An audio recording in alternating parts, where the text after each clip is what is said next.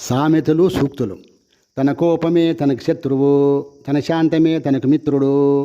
ఇచ్చేవాడుంటే సచ్చేవాడు కూడా లేచి వస్తాడు. ఆకలి ఉన్నవానికి అన్నం పెట్టు, ఉన్నవాడికి అవసరం లేదు. బెల్లం ఉన్నంత వరకు ఈగలు ఉంటాయి. డబ్బులు అధికారం ఉన్నంత వరకు జనాలు చుట్టూ ఉంటారు. పోయాక అందరూ దూరంగా ఉంటారు. అదే జనాల యొక్క నైజము. వెంట్రుకలు ఉన్నమ్మ కొప్పు ఎట్లయినా కడుతుంది. డబ్బులున్నవారు ఎలాగైనా ఖర్చు పెడతారు. డబ్బులు లేనివారు ఆచితూచి ఖర్చు పెడతారు. నిండు కుండ తొనకదు.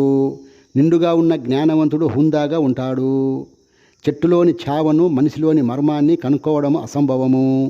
మొరిగే కుక్క కరవదు. అరిచే వాళ్ళందరూ ఏమీ చేయలేరు.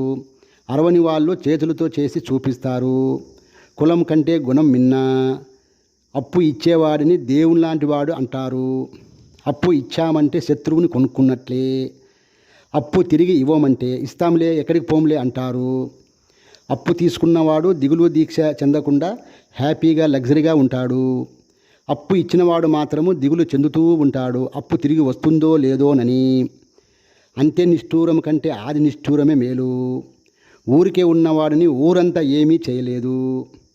ఏమీ పని చేయని వానికి తప్పు దొరలదు. పని చేయని వాడు ఎక్కువ వేరే వాళ్ళ మీద ఆధారపడుతూ ఉంటాడు, మరి విమర్శిస్తుంటాడు. నిజమైన ప్రేమకు అవధులు ఉండవు, షరతులు ఉండవు, ఆశ ఉండదు. ఏ కులానికి ఆ కులమే శత్రువు. బీదవాడు ప్రపంచం చుట్టూ తిరుగుతాడు డబ్బు కోసము.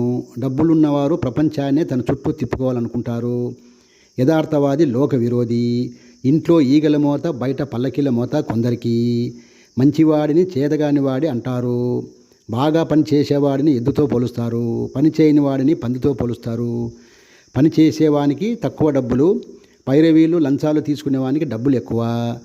ధర్మంగా ఉన్నవాడిని బంగారుతో, ధర్మరాజుతో పోలుస్తారు. అహంకారం ఉన్నవాడిని దుర్యోధనతో, దక్షునితో పోలుస్తారు. అందము ఉన్న అమ్మాయిని అందం లేని అబ్బాయికి పెళ్లి చేస్తారు. గుణవంతుడైతే చాలు అనుకుంటారు అమ్మాయిలు కొందరు. ఏమి లేని ఆకు ఎగిరెగిరి పడుతుంది. జ్ఞానం లేనివాడు కూడా ఎగిరెగిరి పడుతుంటాడు డాంబికంతో.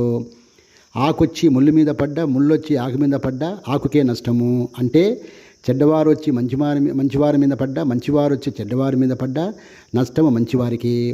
పుర్రెకొక బుద్ధి, జిహ్వకొక రుచి. ప్రపంచంలోని జనాలు ఎవరి లోకంలో వాళ్ళు ఉంటారు. ఇప్పుడు మరీ మొబైల్ ఫోన్ వచ్చాక పక్కనున్న వారిని కూడా పట్టించుకోవడం లేదు.